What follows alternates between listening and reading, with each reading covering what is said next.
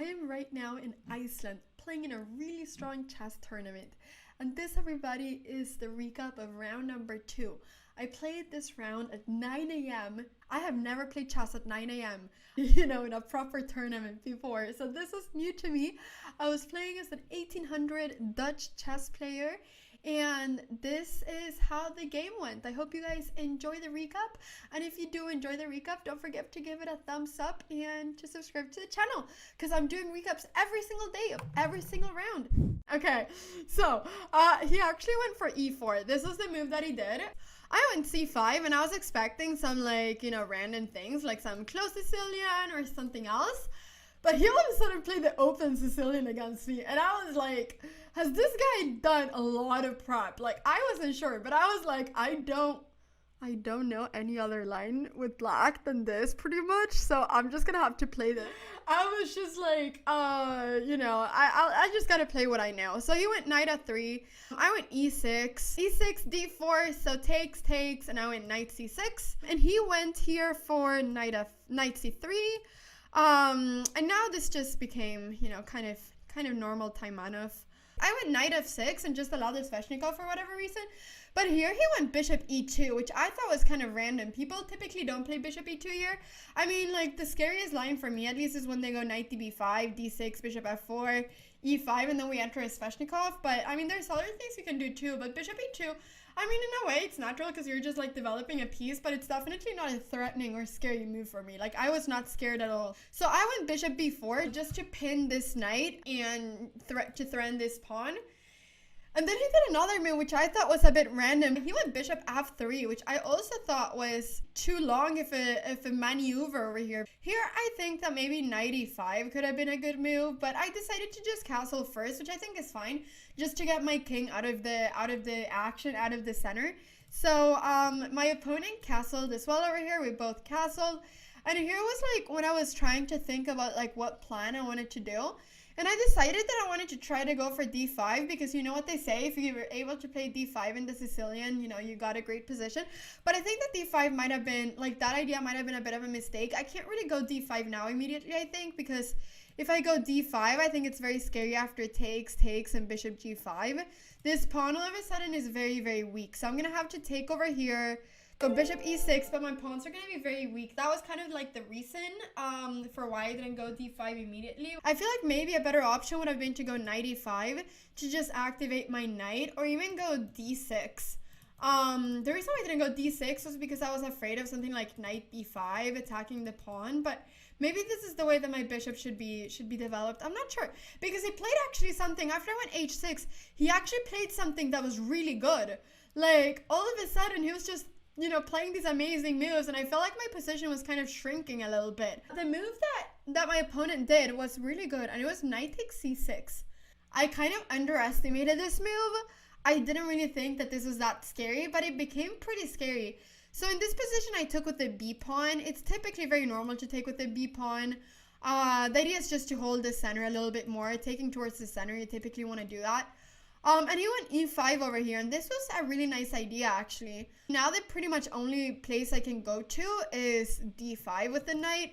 Knight e8 is just super passive, and my name is Anna Cramling. We don't play knight e8. I could maybe take on c3, but I think this is really bad because after knight d5 there is c4. I think my knight is misplaced, and bishop a3 is gonna go. He's gonna get to d6, and the bishop is just gonna become super strong. So I thought that this was just really scary, so I didn't want to enter this. So that's why I didn't take on c3 in between. I just went knight d5 immediately. My opponent went for this move, which was knight takes d5. And I got a little bit worried because all of a sudden this was like a really tactical position, and I'm going to show you why. Because after c takes, which I thought I wanted to go c takes, e takes just didn't seem right to me. I think it's basically because I felt like I kind of destroyed the pawn chain. Here I have all the pawns together. Over here, I'm kind of like creating 3 pawn islands. And if I ever go d6, this pawn is going to become a weakness. It just felt really like unpositional to take with the e pawn. So I wanted to take with the c pawn, but I was afraid that a move like c4 would work. And I was analyzing all sorts of things over here. But I was just thinking a3, bishop e7. I was just calculating all of these things. d6, you know, threatening my bishop, opening up for the rook. And then bishop takes d6 to take the pawn. E takes d6. And then here I was analyzing bishop b5 basically. And this was basically like the conclusion that this would be like equal. And I was like analyzing all of these kind of things, which are just like really tactical, but there's actually a lot of tactics in this position after c4. He did not play c4 though. I was expecting c4, and I was expecting bishop, you know, I was going to play bishop a6, pinning the pawn, and I was expecting all sort of weird things. I thought if queen a4, I have queen a5, I'm able to exchange queens. And if takes, I'm pinning this pawn, and the idea was that if b3, I had bishop c3 winning this pawn. I think this would have been kind of good for me. I think this would have been a little bit better for me. But I just want to show you that this position is actually like a really rich position, even though it looks maybe, you know, from the bare eye, maybe it doesn't look that interesting, but it's a very rich position. But in this position, my opponent didn't go c4. Instead of c4, he went queen d4. And I completely like underestimated this move. I was literally only thinking about c4, and I saw this briefly and I was like, oh, this is fine. But this actually became kind of scary. However, I'm just going to go back a couple moves. The best move for my opponent in this position was actually to go queen d4 immediately instead of taking her in between. So if he wants to go queen d4, he should have done this immediately. And I missed this. The idea being that if queen e7 or something to defend the bishop, then he can go knight e4, and my bishop is kind of weirdly placed. He's threatening to go a3 or c3 and then jumping up to d6, as my bishop cannot really hold this square anymore. So queen d4, and here the idea is just that he's attacking my bishop, but actually he had another idea, and I thought this was like really nicely played by him, because I once again underestimated this. I feel like I underestimated like 3 moves in a row. The idea of queen d4 is subtle. The idea is both to attack this bishop, but it's also to go queen g4. And you know, like I said, I kind of underestimated this. I went queen b6 because I wanted to exchange queens. I thought that if queen takes queen, pawn takes, you know, my rook is going to be super active. Rooks are typically really good in open files. You know, rooks were made for open files. Like, if you ask the rook, what is the purpose of your life? The rook would answer to, you know, control an open file. And I was thinking that if something like bishop e3 or something like that, then I thought I could just take, and go bishop a6. And just kind of hold this together. So those were the kind of things that I was thinking. But after queen b6, he actually did this move queen g4, which was really subtle. And I was like, wait a second, Richard is attacking me. Honestly, here now, maybe it doesn't look as scary, but on the board, I started being a little bit afraid because I realized that all my pieces were on the quote wrong side of the board. I mean, all my pieces were in the queen flank, and you know, the 2 bishops here, I thought they could become pretty strong towards my king, so I was a little bit worried. It felt like this is a position that I had to kind of treat pretty carefully. In this position, he's threatening bishop takes h6, so I just went king h7 over here just to get out of this pin. And in this position, I was expecting something like bishop e3 or c3, kicking my bishop away. He actually went bishop e2 over here. Okay, there we go. He went bishop e2 because he wanted to go bishop d3 and, you know, check my king. Because, you know, if bishop d3, it might start getting a bit scary. Like, if I do a random move, bishop d3 check, king h8, and all of a sudden queen h4. And all of a sudden, I'm getting checkmated. Like, I mean, I'm not really getting checkmated, but, like, almost. I think this is winning for white. So I need to be very, very, very careful in this position. I need to treat this with delicacy. And I think in this position, it was extremely important. And let me put, you know, another emphasis on extremely important to go f5. I think that if I don't go f5, I mean, I think it's going to be scary. I think that anything that's not f5 might be scary. Maybe I can go f6 to, like, later go f5, but, like, f5 I think is really important in this position. It's really important for me to get a defender on this h6 pawn. And by going f5, I am basically telling white, either I'm blocking, you know, this diagonal and you're not going to have any attack because my king is going to be on h7 forever and you're not going to be able to check me. Or you're going to unpassant me and I'm going to be able to defend this pawn forever with a piece. And my rook is going to be really well placed here. So that is basically the idea of f5. And in this position, if he doesn't go e takes f6, I think I'm just better. If queen g3 or whatever, then I can go bishop a6, and all of a sudden I have a really strong center and there's no attack for white. So for white to keep on its attack in any way, it's important to take on f6, I believe. So rook takes, bishop g5 over here is not possible because I just take it. In this position, he went for check. He went bishop d3 check. And after the check, I had to move my king, so I went king g8. It was in this position that he played king h1, which I thought was a really random move. I mean, I guess his idea was to push the f-pawn, but I think there was a complete loss of a tempo from my opponent. When you're attacking, it's really important to like hold on to every single tempo.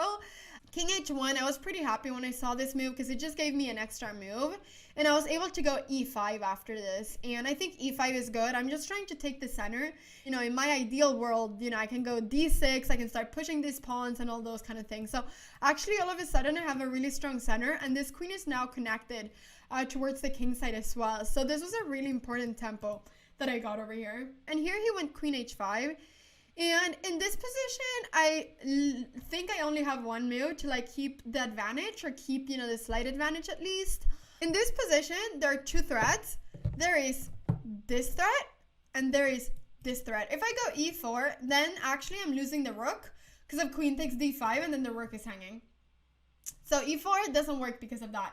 But there's right now two threats. There's queen e8 check and this. And you might say, Anna, why is queen e8 check a threat? Well, it doesn't have to be a threat, but let's say I would go d6, for instance. Then there's queen e8 check, and after rook f8, there's actually bishop h7 check, and I'm losing the exchange. So I need to be careful. I cannot go something like d6. I went queen e6, and this is actually the only move that allows me to keep the slight advantage, because I'm bringing the queen in, you know, I'm preparing d6, but most importantly, I'm stopping white from entering this last rank, queen e8, and I'm also defending this pawn, and I'm bringing all my pieces together to the center. So queen e6 is really important. My opponent went for c3. Yeah, I went just c3 just because I wanted to kick away my bishop. And in this position, I was actually kind of happy. I went bishop d6, and this move looks kind of funny, but I like this move. The idea is just to, you know, at some point go e4, which is what I'm planning for.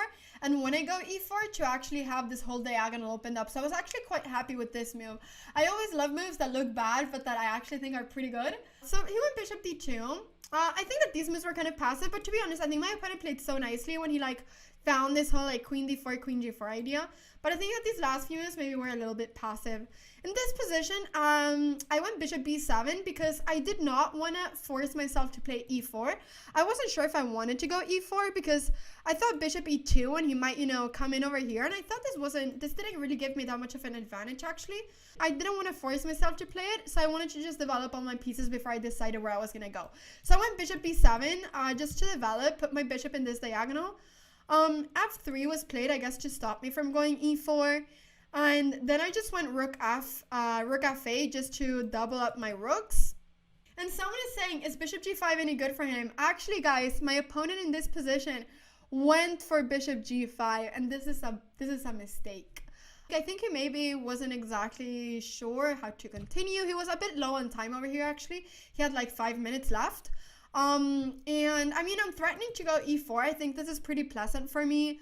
I'm going to be opening up for all my bishops, but this is in no way like winning. But bishop g5 is actually a blunder. The idea of bishop g5 is that I cannot take it because if takes, there's a checkmate in 3. Bishop h7 check, king h8 is the only move.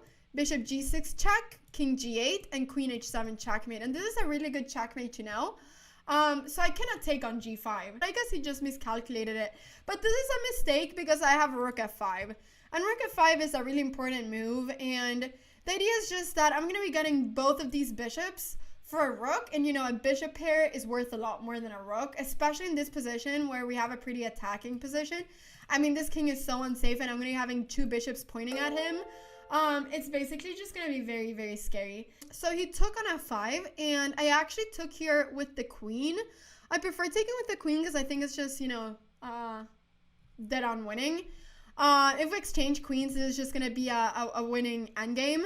Let's say, for instance, g4 would be played, then queen takes g5, queen takes g5, h takes g5, and, you know, this pawn is going to fall very soon. I mean, I'm going to be going d4, and this pawn is going to be falling. So I just felt like this was just super good for me. These two bishops are so strong, and they're a lot stronger than just one rook.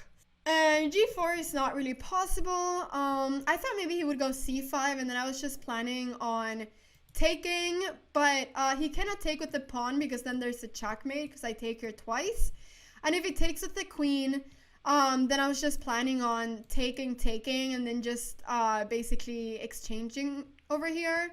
And I just thought that this was just a winning endgame because I'm going to be having a passed pawn.